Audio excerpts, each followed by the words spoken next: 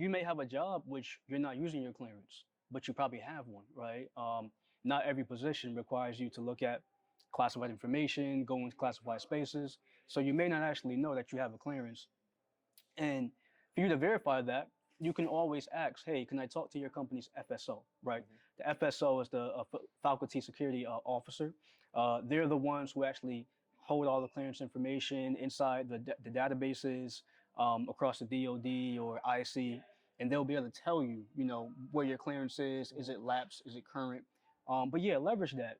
Even if it gives you a 5K bump, a 10K bump, whatever you can to say, hey, not only do I have the skills, right, and you want to hire me for this role, but I have a clearance, right? And I know it will be difficult for you to find someone else who already has a clearance, yeah, right? So you need to pay me for that. Right.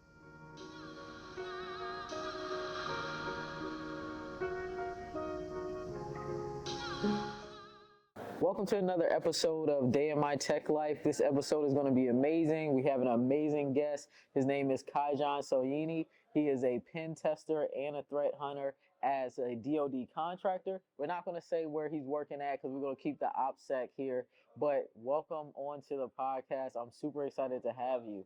So first, I just want to start out, what made you want to get into tech? I guess give people a little bit about your background and why did you want to get into tech? Absolutely. So first, getting into tech, growing up, I always had a love for video games, computers, messing with Legos and stuff like that. Yeah. So naturally, always had a kind of inclination for being tech savvy and stuff like that, messing with different things, trying to see how things work. I remember being maybe 10, 11 years old, getting on Windows XP, Windows 7, messing around with the pinball game and Panda game and stuff like that. So it really started my love of video games, right? And, once it came time to, start living and have a life, I was going to college for political science, post high school. I thought I wanted to get into the community and start being a real advocate for change. And that passion still stayed in me. However, I need to realize, it's not going to really pay the bills, So I decided to do tech, right? I decided to join the military. I have some family and friends that's already in the military, right? So, decided to join the military at 25 Bravo, and that pretty much took off, right? From there, that's pretty much it. Tech, I started watching and seeing, what they do with computers, how networks are made, how systems get imaged and software is installed, and that really spoke to me, right? So I wouldn't say it's something I enjoy, right? It's something I enjoy. If I had to choose a career in which I had to do something for 20 years of my life, it's going to be that. Yeah, definitely. So where are you from? Give me a little bit about your background. Absolutely. So I'm from Hartford, Connecticut. Okay. Right? So, most people don't really hear about Connecticut a lot, but yeah, I'm from Hartford. My mother's family's from New York, my father's family from Connecticut, and that little mesh, created me. So that's where I come from. Yeah. So I've been to Hartford. I actually went because my goddaughter, they had her christening, and I'd never been to Connecticut in my life. So I went out there, and it's an interesting experience. Yeah. So, it's a little small town. I think if people could go to Connecticut to go check it out, try out the lobster roll, stuff like that. Definitely check it out. If y'all remember UConn, if y'all remember Kimball Walker, and, definitely check it out. It's more than just sports there. We still got a lot more healing and growing to do in terms of a community. But yeah, I mean, it's a great place. Yeah, definitely. So let's talk about, your experience in the Army. So you're at 25B, which is 25 Bravo. Right. I worked with y'all when I was at Fort Hood. So, I'm familiar with 25B. So how was that experience? What type of money were you making? Where did your military career take you? How was that journey? Absolutely. So yeah, being a 25 Bravo, that's an information technology specialist for those who don't know. That position basically requires you to do everything, right? I mean, if it has a computer, if it has an interface, if it has a signal, you have to do it, right? So for me, my first duty station was in South Korea. I was what we call forward deployed. So I was deployed for a year and some change in Camp Casey, South Korea. And there I was doing a lot of network administration. And what that entails is basically configuring networks, routers and switches. That entails basically configuring the backbone infrastructure for the soldiers, right, to actually work and do whatever they need to do. I also was messing with a lot of proprietary software, operating system applications for the Army. Being that we was overseas in Korea, a lot of that was mission essential to the Army's mission, right? I was part of a field artillery brigade. Even though I didn't do field artillery, it still required me to support, you know, that mission. So yeah, I mean, you know, going from Korea, I actually had a PCS to Washington State, right? So I know you're from that area. Yeah, I ain't from there. I was born there. Yeah, so yeah. My dad, he was in the Air Force and he was stationed out in Washington. And I was born in Washington State, so a lot of people don't know that. Right. Okay. Yeah. Joint Base Lewis McChord was the base that I was stationed at. So from there, I went to an aviation brigade, but my job pretty much stayed the same, right? It didn't really change. You know, once you go to the military, you go through about 6 months of schooling, right? Post basic training, which is about 2 months long. And then that schooling is actually down in Fort Gordon in Augusta, Georgia. And hottest place I've ever been to date. You know, I was there during the summer. And, you know, that really, you go to the schoolhouse every single day. It's like you're in college, right? You still wake up at 5 in the morning, do your PT, your physical training, eat your chow, right? But after that, you know, you got to go to the schoolhouse and start studying your lessons and studying, you know, all of your curriculum. Right? Yeah, because you're preparing for your job. Because like when you get into the military, for people who don't know, like basically, you know, you have to test into whatever you're going to be doing. Right. I think you got to choose your MOS. I did. Yep. Yep. So you chose what job you wanted to do, and then you go to basic training. You get trained up. Like it's all on the job training. They train you. They teach you everything. And then you go out and then you actually do your job once you finish training. Absolutely. And then depending on the cycle in which you go in, sometimes they have vouchers for CompTIA certifications. So you may get your A+, Security Plus, Network Plus. Depending on the state of the particular program at the time, they may or may not run out of those vouchers. But the reason they want to give it to you because they know, you know, it's really hard to retain people once you get into this field of IT. So one of the things that they do is for DoD 8570 compliance, right? When you go to these different duty stations, and also for your own personal future success. These are professional IT industry recognized certifications. So once you do these certs and you go out into the world and you leave your military service, they want you to be prepared, right? And they kind of help and set you up for success in the future, right? But yeah, post all that, you know, once you do your network admin stuff, system admin stuff, I did all that for about 3 years, and you know, it was enough for me. How long was your contract in the military? So my contract originally was about 5. 5? Yeah, yeah. But did you get out early? I was able to get out early, right? You got disability? I was able to get out on medical. You got 100% disability already? Not 100%. I was about to say, you're 25, you got 100% disability? Not 100%. I know somebody who can help you get it, though. Yeah, no, but I was able to get out early, but it worked in my favor, you know, and it was a choice I made to either, you know, continue or get out, and I decided, you know, it was time for me to go. Right? Yeah. What made you want to leave so early? You know, I saw really the opportunity in the civilian space. During that time, you know, I was making around 50K, you know, being a young soldier. I was an E4. I was married, you know, had children. So that's the reason why I had a little boost on top of my regular pay. Standard E4 pay, if you're not married, is around 25, 30K a year. Man. But with that extra... But you're doing work that's like, you should be making... Yeah, see, that's the thing, you know, the military, it ain't about the money. It's about the mission. The benefits and the mission. The mission, the benefits. So I stayed enough to be able to get my VA benefits and all my other stuff. But at the same time, you know, the military is really not about the money. And you're going to be overworked and underpaid. Yeah, right? So I always tell people, like, because I was an overseas government contractor, I tell people all the time, I'm like, a lot of people in the military don't know how much the contractors are making. So, like, we're side by side working with the military, but we might be making 4 times or 5 times what y'all are getting paid doing the same exact job. So I tell them, like, you know, once you're ready to get out, you can just switch contractor. You'll get 4 times and doing the same job you've already been doing. So like, I've helped a lot of military people change and switch over to contractor just so they can start getting that money, because like, the benefits and the mission is great, but like at the end of the day, everybody has family to feed. Absolutely. So nobody likes to be underpaid. Right. Yeah. Right. Yep. So okay, so you did all of that in South Korea, right? So you were making 50K, and then you came back to the States, and then how did your journey go from there, coming back to the States from the military? Yeah, so after coming back to the States, I stayed at my second duty station for almost 2 years. Almost 2 years. When I decided it was time for me to ETS, I started making my resume, USA jobs, clearance jobs, Indeed, LinkedIn, and mind you, the position I actually ended up getting was a position I didn't apply for. It was a recruiter that reached out to me, right? So, Insight Global was a staffing firm. You may come across a lot of these staffing agencies that do 6-month to hire contracts. They ended up reaching out to me about a position with the CDC as a subcontractor. And, during that time, I didn't really have a lot of cybersecurity experience. I had traditional IT experience. So a lot of the skills, the foundations for cybersecurity was that traditional IT experience.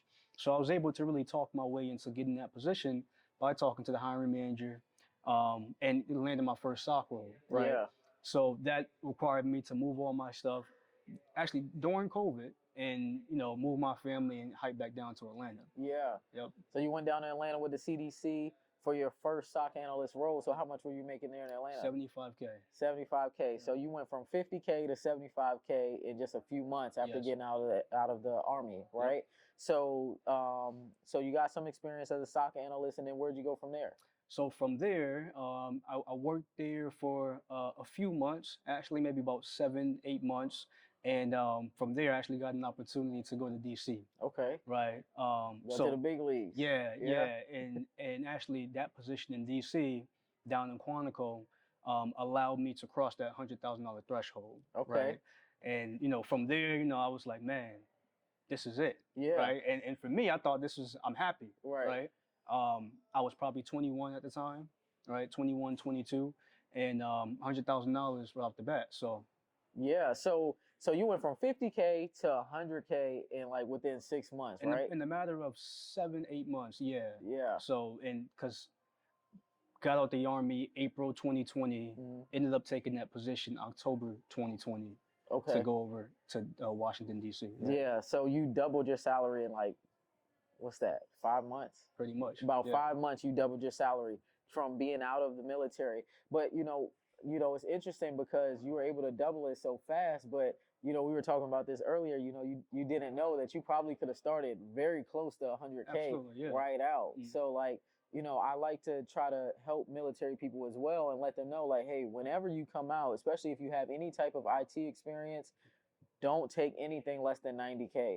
Because I feel like a lot of these companies, they know what you made, right? You put it on your resume, almost an E4. They can just go look it up, right? Okay, well, we know they're making this amount. Well, we're going to offer them 20K more, right? And for a lot of people, most people, they're like, oh, that's great. Y'all never negotiated before because there are no negotiations in the military, So you just usually take what you get. But these companies know they're taking advantage of y'all because they're paying you below market rate.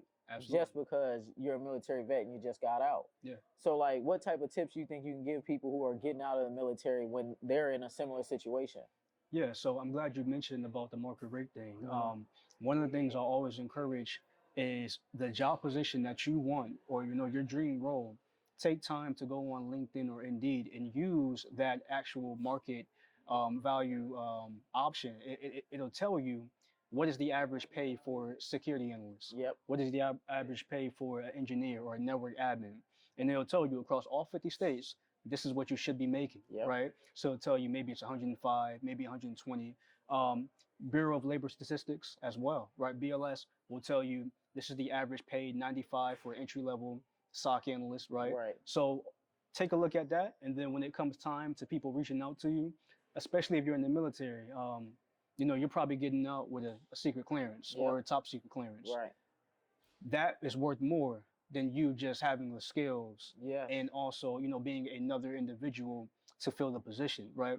Because the problem is, clearance holders represent 1%, or something like, less than 1% Yeah, of they all say every individuals. 1 in 5 people have a clearance. Right. So they can't just find somebody off the street Exactly. that has a clearance. So if you already have one, you're extremely valuable. Right. Yeah. So this is something I didn't realize the power of my clearance at the time. They don't right? tell you that in They the don't tell military. you, right? They think it's just whatever. Because when y'all go through your process, it's like a whatever thing. It's like, hey, this is a part of the standard process, whatever. Like, hey, fill out this paperwork. Boom, you got your clearance. I've talked to some people who they didn't even know they had a clearance, Right. and by the time they knew they had a clearance, it was already expired. Yeah, because you may have a job which you're not using your clearance, but you probably have one, right? Not every position requires you to look at classified information, go into classified spaces, so you may not actually know that you have a clearance. And for you to verify that, you can always ask, hey, can I talk to your company's FSO, right? The FSO is the faculty security officer. They're the ones who actually hold all the clearance information inside the databases across the DoD or IC, and they'll be able to tell you, where your clearance is it lapsed, is it current? But yeah, leverage that. Even if it gives you a 5K bump, a 10K bump, whatever you can to say, hey, not only do I have the skills, right, and you want to hire me for this role, but I have a clearance, right? And I know it will be difficult for you to find someone else who already has a clearance, yeah, right? so you need to pay me for that. Right, yeah. Yeah, so I hate that. I hate that. I don't like how they treat you all because it's not right. Like, you are serving the U.S., you serving our country, and then you all come out with these skills and the clearances, and then they give you a super low pay. It's not right. And we're still serving. Because once we become contractors, we're still serving the mission. Exactly. Right? We're still serving the mission. That's why I tell people all the time, like, being a government contractor is like, it's almost like being in the military. You just aren't in the military. Right. So, like, when I worked on THAAD, there was actually one contract where if you work on THAAD and you get deployed, you are actually embedded with the Army. So you're embedded with the Army, and I have to listen to the commander. So that was something I wasn't comfortable with. Yeah. So they tried to send me to Saudi, and I was like, nah, I'm not doing it. This was during the pandemic, too. So this was in 2020. I was at Fort Hood. We was about to deploy to Saudi, and I was like, I don't think I want to do this. Because I was hearing back from my coworkers, like, that's something as well in this space. You have to stay well connected. Absolutely. Like, whoever you work with, you need to stay in connection with them, whether it's their email, or it's like you get their phone number. You need to stay connected with these people so you know what's actually happening out here. And also, you know where the most money is at, too. Absolutely. So I'm reaching out to my coworkers. They're like, yeah, don't come to Saudi. Like, they're like, they got us all in this like tent. They put all the contractors in the tent. We all got COVID. I said, oh, no, I'm good. Yeah. I was like, I'm good. So that's how I actually switched over to Global Hawk, because I was like, I'm not doing that. And that's how I got to South Korea. Got you. Yeah, and to that point, one thing I want to, make known is that on top of hopping, I performed, right? So make sure you're performing in the role that you're doing, because if you don't perform, you're gonna leave a bad taste, and that team, that hiring manager, you want to have references for the future. Always do your best.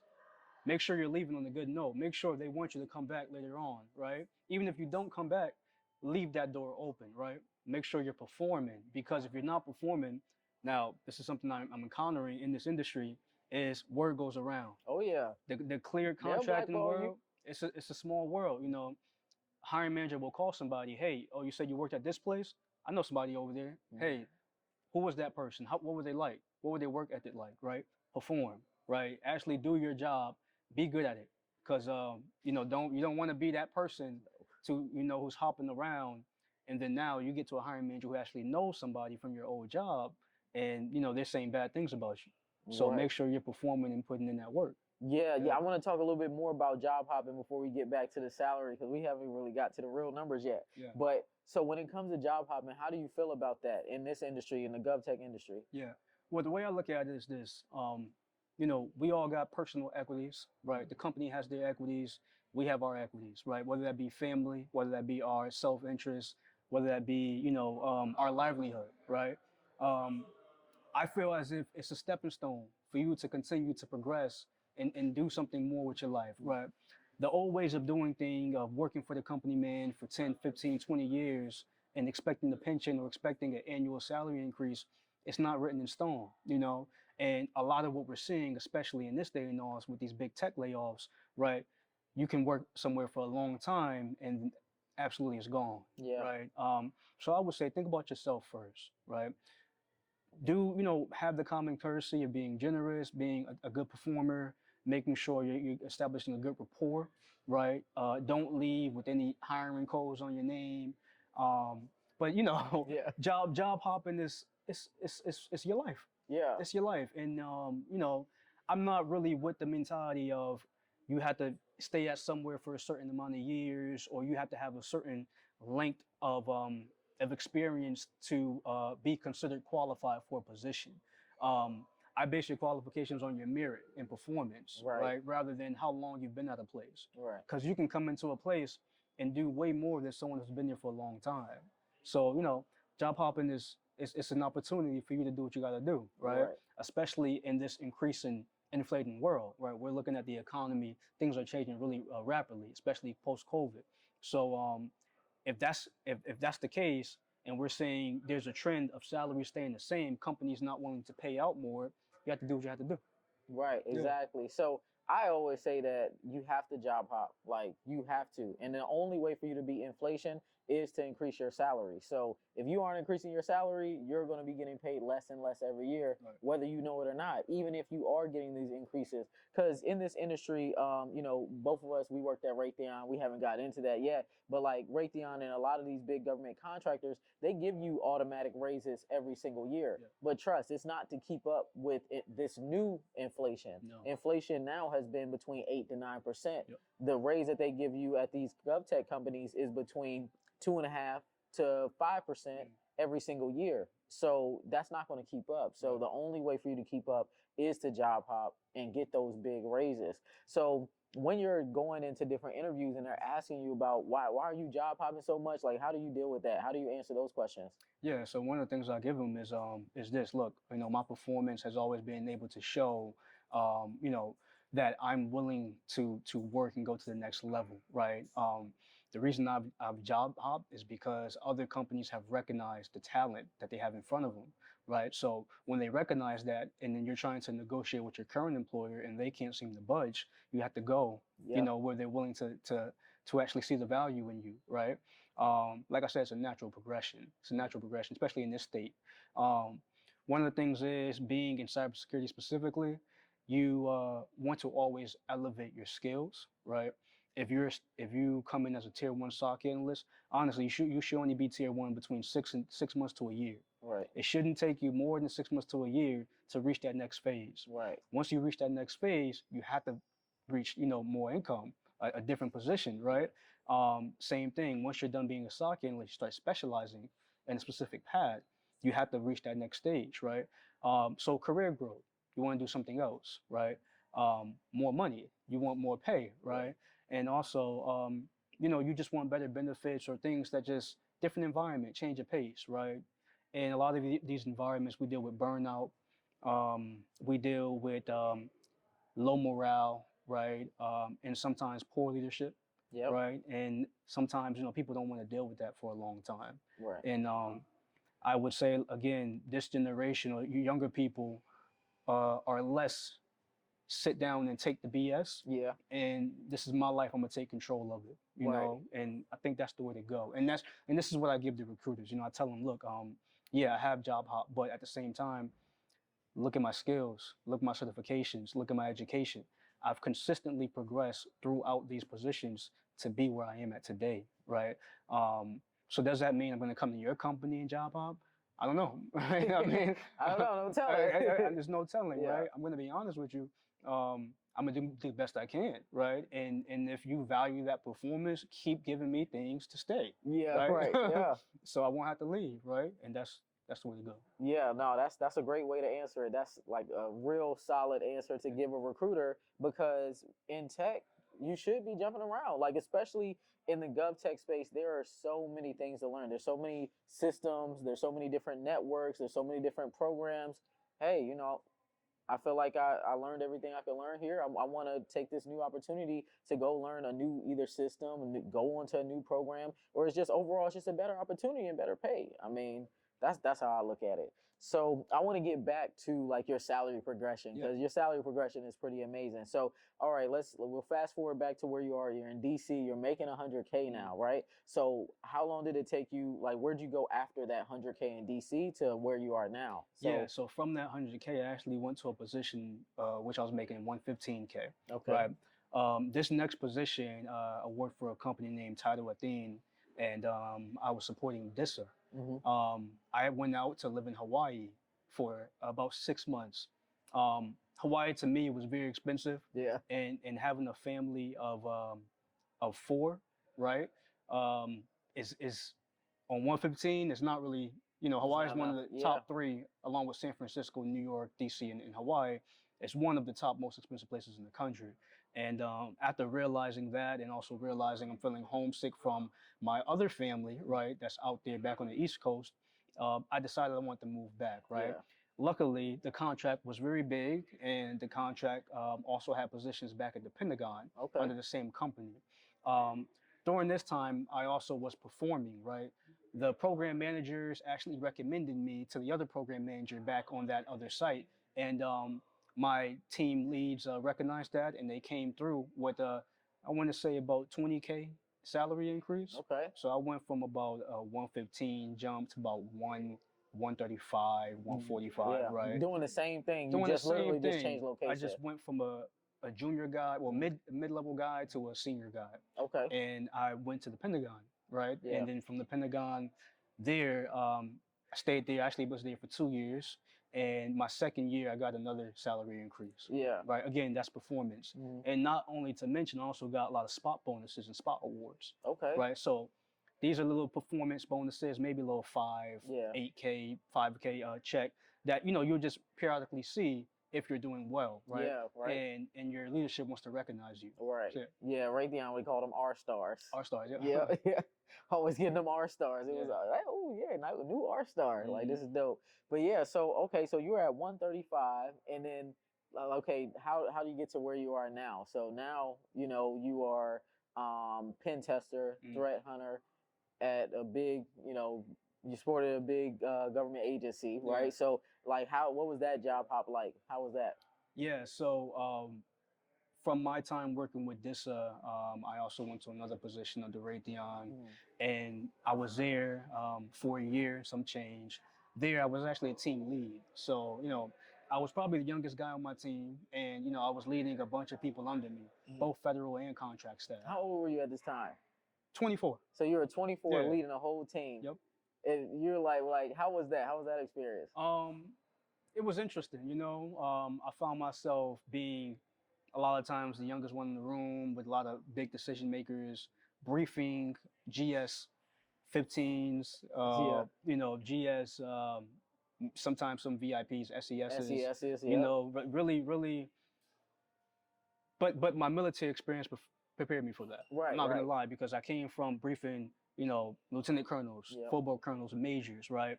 I was that E4, that E3 that had that front to face-to-face with big leadership, right? So I was never afraid to speak.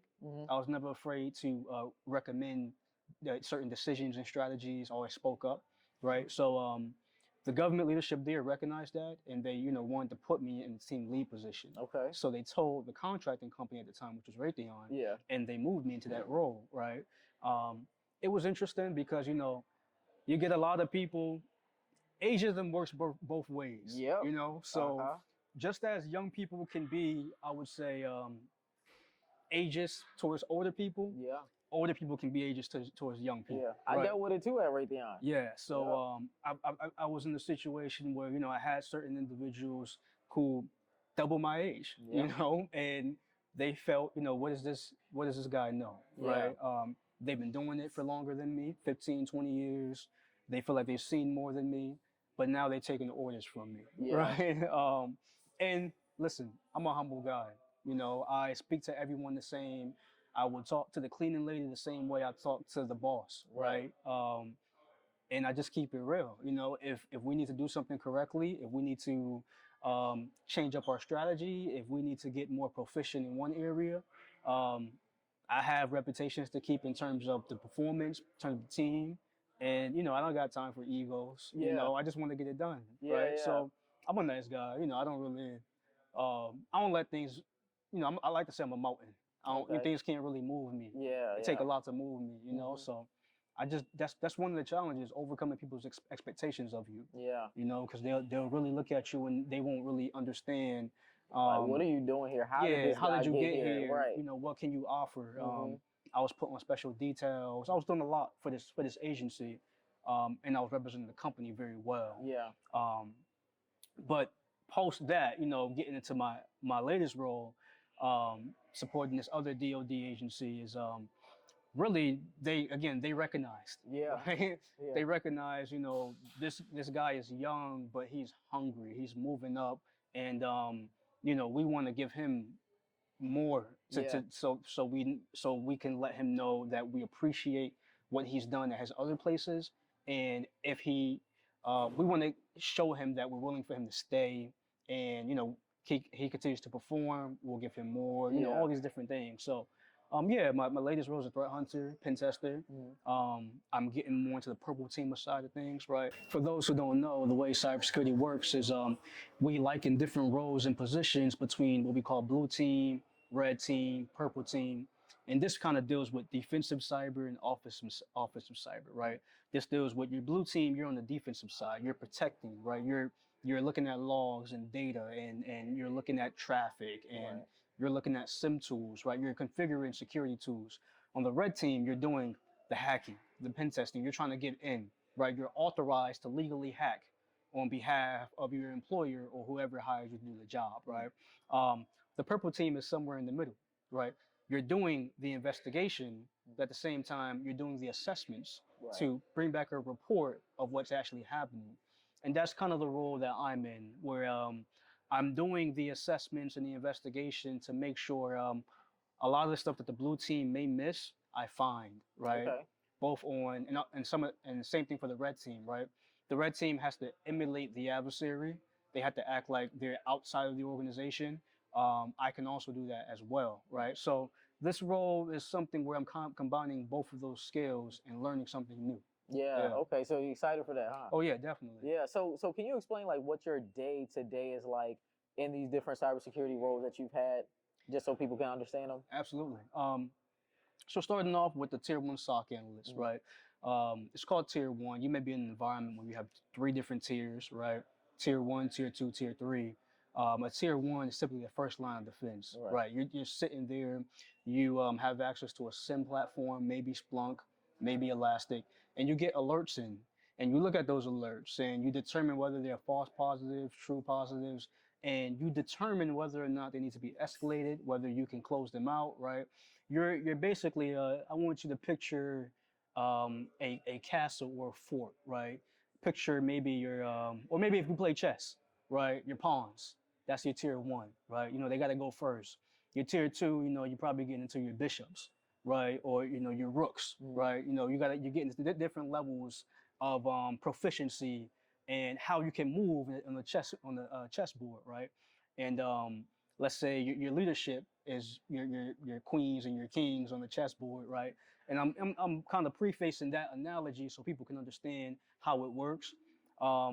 When I move up the ranks from tier one, I was looking at phishing emails, I was looking at regular alerts, and then I went to tier two, doing more investigation, getting to incident response. That's when you have confirmed incidents and you're actually going through the detection, analysis, and remediation process. And then from there, actually, when I got to my DISA role, I was more of an engineer.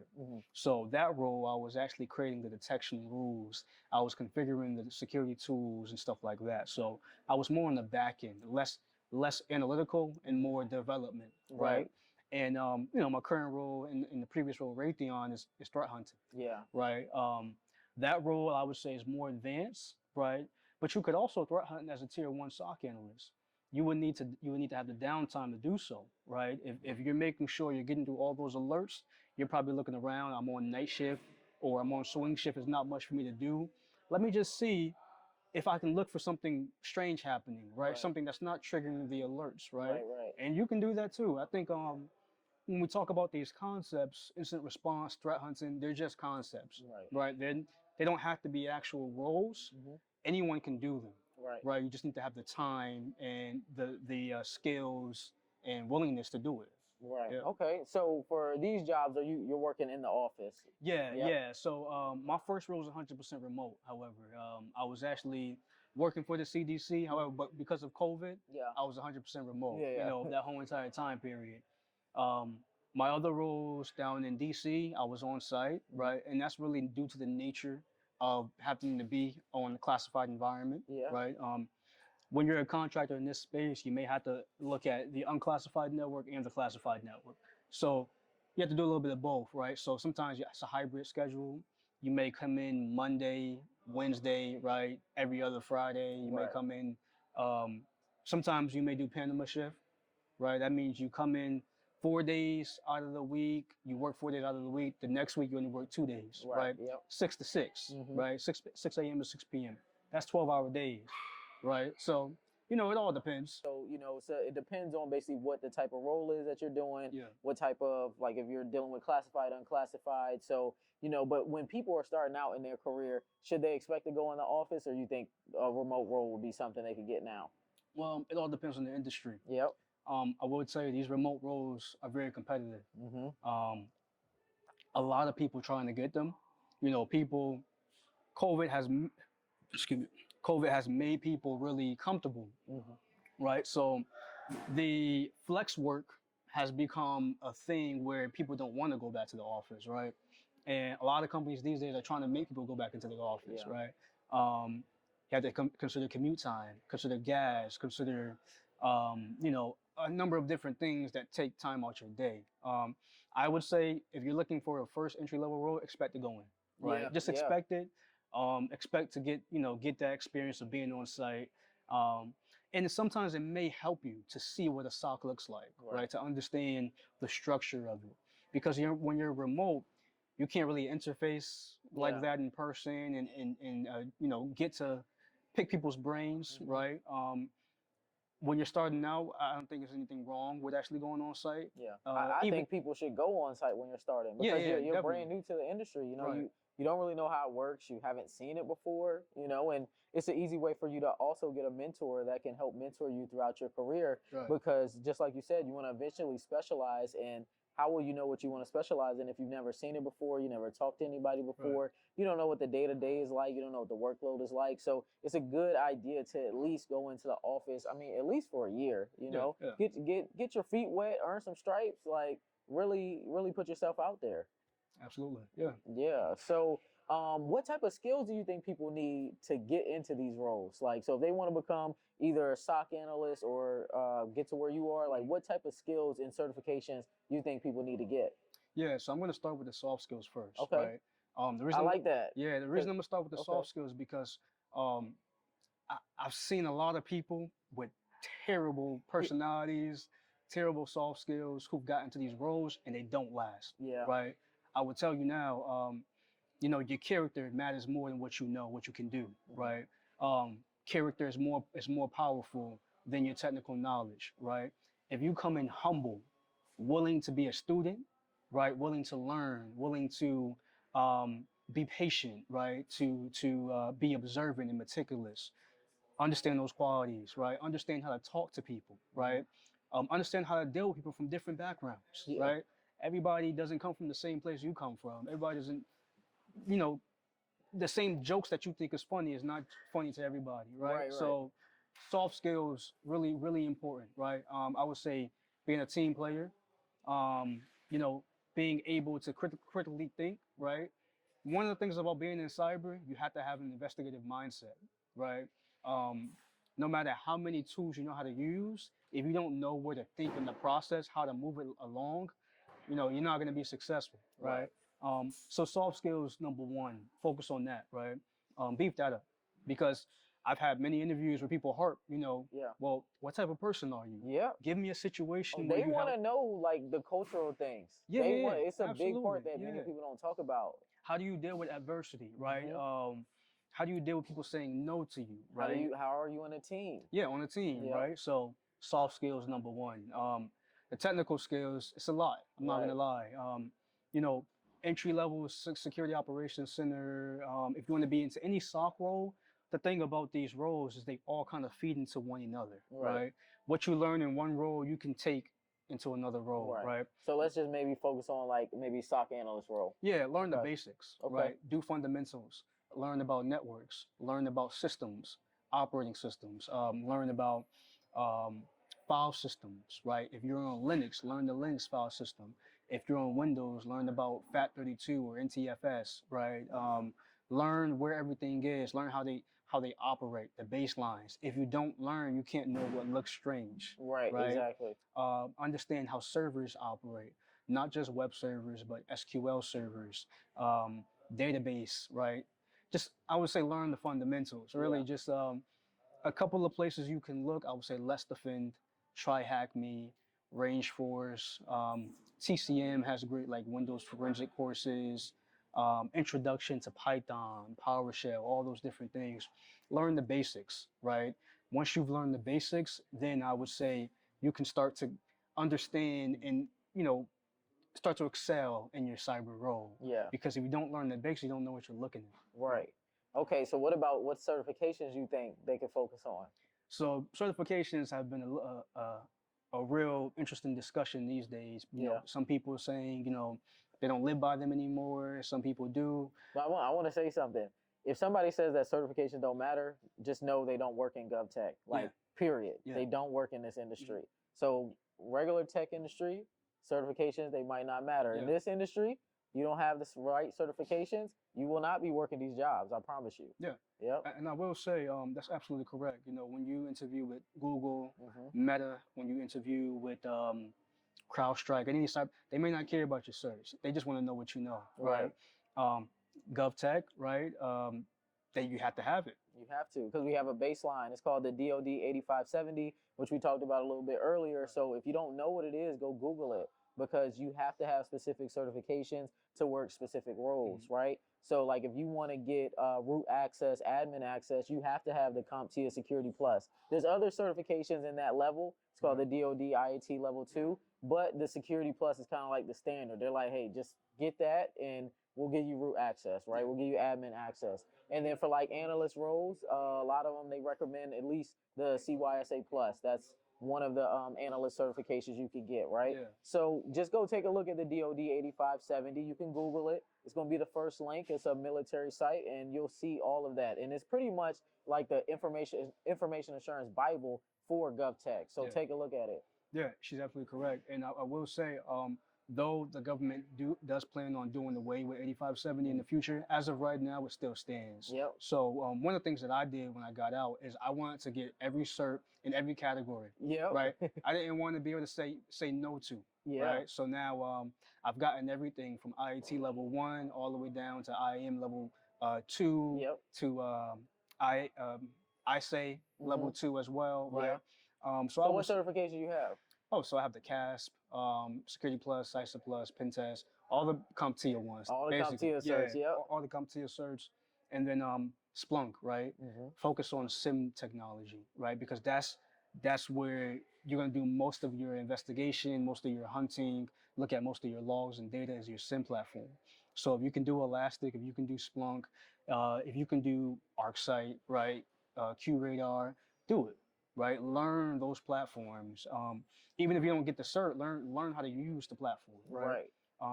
So yeah, certs are pretty important for this space, but I will say the practical training is more important. Yeah. Right. So I mentioned some of them already. The Try Hack Me, Blue Team Security Level 1. That's a good cert to get. Cyber Defenders. Anything that allows you to do some practical training is very helpful. Yeah. Right. Yeah, I agree. So what do you think about cybersecurity? Do you think that it's an entry-level job, or do you think that people need to get into tech first? No, you can definitely get into cybersecurity without getting into IT. Right. I've seen it happen.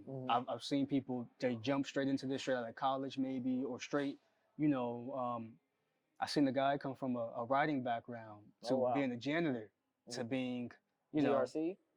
Well, he wasn't GRC. He went straight to watch officer. Okay, all right. So in the government, we have something called watch officer, and these positions, you really just report on certain things, and you just, watch certain orders and compliance things that come through, and you may do some technical things, right? So my friend, he went from, you know, janitor to having a writing degree to being a watch officer. Wow. And then from watch officer to incident response. Okay. Right. Yeah. So you can jump straight into it. Yeah. Yeah. I mean, these days, you don't need to have the traditional background. I come from a very traditional background, but you don't have to go my route. You can just really learn the fundamentals and just jump straight into getting to cybersecurity. Okay, cool. That's dope. Did we talk about how much money you're making in your current role? Yeah, I think you left that out. Yeah. So I'm in the 200 range now. Okay. My current role. So I will say, just look at that progression. Yeah. I've been out of the military now for 3 years. Yeah. Right. Next year will be my 4th year post-military, and I went 50K. Now I'm all the way at 200K within 3 years. That's amazing, right? So I love that, because you talk about your journey. You've had a lot of different roles. You've jumped around, and you've gotten a lot of experience and certifications along the way. Yeah. So how has your tech income, your tech salary, like, changed your life? Did you ever expect to be in this place? Oh, well, no. No, I didn't really expect. I'm gonna be honest. I never really had a number I wanted to meet. Because along the way, every step of the way along my journey brought me a level of happiness, right? So, expectations can kill you internally, right? Because if those expectations aren't met, you start to really, feel bad about yourself, right, and really harp on yourself, terribly. I didn't really have any expectations. Everything that was afforded to me provided me another level of access to certain things I wanted in my life. Yeah. But I never told myself I need to be making this amount of money to be happy. Right? Gotcha. Only thing I told myself is I need to become the maker and owner of my destiny. Right? And whatever that is means that I need to, I always like to say, your mind is like a garden, right? And you're the gardener, right? Now, whatever seeds you plant in that garden will blossom, right? And be the outcome of whatever actions that you intend to take. So if you plant positive and good seeds in your mind, well, you will only, produce positive and good fruit. Yeah. Right? Positive and good produce, right? If you put in negative and bad seeds in your mind, you only produce negative fruit, right, and produce. So be that gardener, take control of your life, right? Because I was happy every step of the way. If I was making 75K, I was happy. If I was making 100, 115, I was happy. Now, did I desire more money? Absolutely. Right? Yeah. However, for me, money was never the end goal. Right? It came along with the progression. Right? So in terms of how has it affected my life, greatly. Yeah. I'm a father of 3. I'm a husband. I'm able to do things for my family, right? Take care of them, go places, travel more than one time a year. I'm able to, I've had a dream bucket list of places, of countries I wanted to visit. Who thought I would do it all between 25? Yeah. Right? Yeah. And I didn't think, I was thinking, I gotta wait 20 years to get to knock all these places off my bucket list. I've done it, Right. So I've gotten cars, right, that I never thought I would be able to get. What type of car are you driving? I got a Model X right now. Okay, yeah. Okay, I like that. That's a good family car. Yeah, but at the same time, the same car I had in the military for 5, 6 years, I still have it. Yep. I bought one car back in 2018, Hyundai Elantra, right? 2017. I still have it, pushing 100,000 miles. Yep. I'm a rider till the wheel falls off. That's my work car. Yeah. I don't drive my Model X to work, Yep. That's my Model X is my family car. So, I take it out when we go places. I've driven all across, the country. I've been driven up to New York. I've driven all the way down to Atlanta, South Carolina. I've driven everywhere with it, right? So, but I still got that humbleness in me. The money, they can take my possessions today. As long as I'm able to take care of my family, I'm fine. Yeah. It doesn't really matter to me, right? So, but again, maximize your potential, right? If you like money, if you like finding things, if you like watches, and if you got dreams of Richard Milles and Movados, yeah, and different things like that, that's you. do it. You know, Right. I mean, don't be ashamed of it. Get yours, right? Right. But I would say live modestly. You know, live modestly. Have a balance in everything you do, and don't let the money change who you are. You know, because at the end of the day, I take care of my family, and Yeah. not just my kids and my wife. I take care of a lot of people outside of me. You know, in my extended family as well, and I like doing it because they took care of me at one point in time. You know, so that's pretty much it. That's dope. That's amazing, man. That's really why I started this whole podcast interview series, is because I want people to see like kind of like where people came from, where they're at now, and just really how tech has been able to like change their lives and the things that they're able to do for themselves and their families with the tech money that they're making. So that's amazing that you've been able to do that all by the age of 25, and by just really just staying consistent and doing great work and always learning. So I want to talk a little bit about your company that you have with Herlane Muhammad. So so I interviewed Herlane, and she introduced us to each other. So I want to talk a little bit about Sitech Solutions and what you do with that. Absolutely. So, Sitech Solutions, right? I'm the president and chief operating officer. Yeah, I met Herlane Muhammad at the Pentagon. We were both contractors on the team, actually both doing the same engineering work together. And, that's my sister, So I would say, we came to a point where we started understanding the game, right? We started understanding, wow, we started meeting like-minded people who are in this space, and they cutting the middleman up. And we decided we can do this. We have the skills, we have the knowledge, we just need the business part of it. Right. So Sitech is our attempt to become another small business in this space, right? To really get into the government contract space, to start bidding on contracts, to start, being an integral part of actually providing our services and technical expertise. Because one of the things we're understanding is that a lot of the people that we're meeting around, and we're building a talent pool of people that we know who can do the job, who have different skills, who not only can do cyber operations, but who can do compliance, GRC, right? Who can do POAMs, who can do risk management, right? We're looking for people who can do proposal, contract writing, stuff like that. We want to get into that space, and working for the man is cool.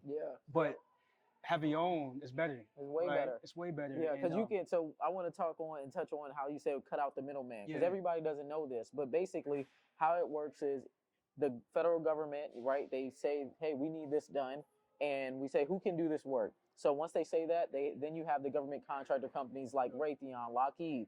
They come in and they say, hey, we can do this, right? We can do this work. They put in their bid, they win the contract. So you, as an employee, you work for Raytheon or Lockheed. The government is paying, let's say the government is paying Lockheed $100 an hour. Lockheed might pay you $50 an hour. So they're keeping that buffer. So you can completely cut out Lockheed and be somebody who works directly with the government by starting your own government contractor company. So that's how you cut the middleman out, and you get your full $100 an hour or even more, right? Absolutely. So that's how you get the full piece of the pie. Yeah, and that goes back to what I said about relationships, right? Not only maintain relationships with the company and contract personnel that you work with, maintain relationships with the government people you come across, because they may be your door into one of these contracts, right? I promise you, if we bid on a contract at the place I used to work, they will say, I remember when he was a contractor here. He was amazing, right? I want that guy. I want his company on, because I know the people that he's going to hire and put in these seats, they can do the job, right? So, yeah, exactly. We want to cut the middleman out. We want to be the ones to be our own employers, right? And then bring on people that we know who are great, right? Who can do it, right? And be fair. And be fair. That's the number one thing that, Sitech, I want to say, like, we're humanitarians at the end of the day, because like you said, the government is recession proof. It's the only recession proof industry in the world, right? In this country. Once the contract is awarded, the only thing that can happen is that it gets protested. But once the money is given, it's given, right? Yours. It's yours. So in the event of a government shutdown, you still work. The contract still goes on. The government people may stop working, but you're still good, right? As a government contractor. As a government contractor, right? Sitech, we're new. we're getting our feet off the ground.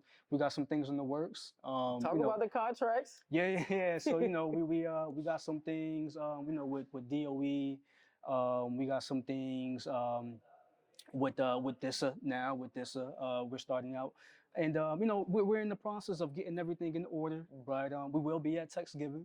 So if you'll be at Thanksgiving, we'll be there. We'll be giving some, a workshop and speaking. Our booth will be there as well. So I'll just say, we working on things, right? Yeah. We coming up. So being in this DC space, it affords us an opportunity to network. So we're going to those conferences. We're networking with people, with vendors as well, Yeah. right? Because not only do you want to have a good rapport with the agencies and the people you want to bid with, the vendors, because they'll provide the tools and technology, right? And one of the things that we're also working on is Sitech Academy, right? That's my baby I'm working on. Sitech Academy is actually going to be some courses that we're making. We want to bring courses for blue team, specialized courses, blue team and purple team. There's a lot of courses for red team out there, but I want to give you courses on threat hunting. Right, I want to give you courses on malware analysis. I want to give you courses on specific actual incidents and how to handle those, right? So people can be prepared. Right? Yeah, that's dope. And I think Herlane said y'all going to give them away for free. Is that still the plan, or? Yeah. So we're working on it in terms of our models, right? Yep. If we want to go subscription based, if we want to go, you can do like a freemium model. Premium model, right? So we're working on it as well. So we have a number of different things that we're brainstorming at the moment. Yeah. But it's Sitech is coming up. Yeah. Yeah. No, I'm proud of y'all, because like people don't realize how difficult it can be to get started and really start your own government contracting company and really make some moves. And I know y'all been around for 3 months, and Herlane was saying that, you've made some big moves already. So for people to learn about what they've already done, go watch Herlane's episode, and she explains it all. But I have one last question for you. So for people who want to get to where you are, what's one piece of advice that you can give them? One piece of advice I would say, plan an idea in your head and stay to it. One of my favorite actors, probably my favorite actor of all time, Denzel Washington. He always says, without commitment, without commitment, you never start, but without consistency, you never finish. Yes. And I love those words because it's very true. You got to be able to start, right? So whatever you want to do in life, whether it's tech, cyber, or not, start, right? And then decide if you don't like it down the line. But if you don't start, if you don't pay for that boot camp, if you don't try to pay for that cert training, if you don't open up that first book, if you don't start making that first phone call, you're not gonna have a path that you're on, right? And stay consistent, right? Stay consistent in your goals, right? And he goes on to further say, dreams without goals are just dreams, right? So make sure you're having goals along the way, right? Hey, I'm going to stay in this position for 6 months to a year. I'm going to try to move up internally within the company. If that doesn't work, I'm going to make my exit, move on to something better, right? I would just say, stick true. Stay true to you, stick true to your plan, and just keep working at it. Okay, yeah. I love that. I love that. Nothing beats work ethic and consistency. Yeah. Nothing. So this was a great episode. Where can people find you at? Yeah, so you can find me on IG at kpreem7, right? You can find me on LinkedIn, Kajhon Soyini. I don't have a Twitter, but you can, Sitech is on there. Sitech's also on LinkedIn. And then Sitech Gov Solutions on IG as well. Okay, great. So this was dope. Thanks for coming out, Kajhon. I definitely appreciate you for coming out. This was another episode of A Day in My Tech Life. If you want to catch more episodes like this, make sure you like, comment, subscribe, and hit the notification bell. We'll see you on the next one. My name is Simone B, also known as Bees. We're out. Peace.